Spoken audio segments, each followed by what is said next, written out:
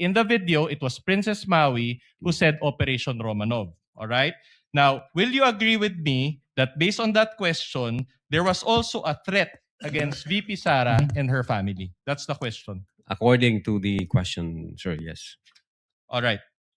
Now, you mentioned yesterday that you can motu proprio investigate threats against the Vice President. Under the law, sir, yes. All right. My next question is very simple. Did you conduct a separate investigation on Operation Romanov? Well, since ang focus ng operations namin, sir, is cybercrime investigation, I think ang makakasagot niyan yung intelligence service namin, sir.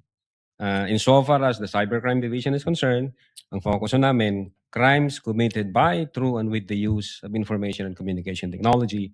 As to the fact whether or not may Operation Romanov, ang makakasagot po niyan either yung intelligence service o yung director ho namin, sir.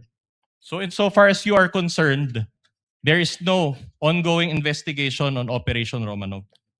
Again, ang focus ho ng investigation namin doon sa grave threat and then inciting to sedition against the Vice President, insofar as the existence of whether or not may Operation Romanov, siguro makakasagot niyan, sir, yung intelligence service, yung director ho namin. All right. So no.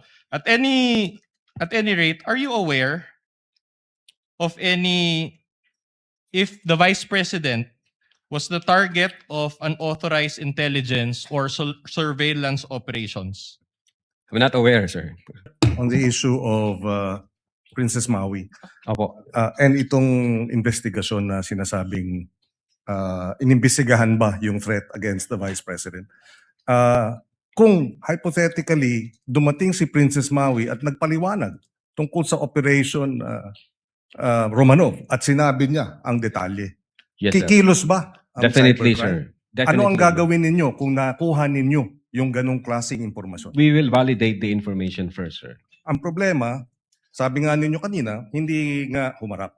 Opo, sir. But as in any other case, kung may humarap at pinag-usapan at sinabi ganito yung threat, what is the standard operating procedure of the NBI? We validate first the information, sir.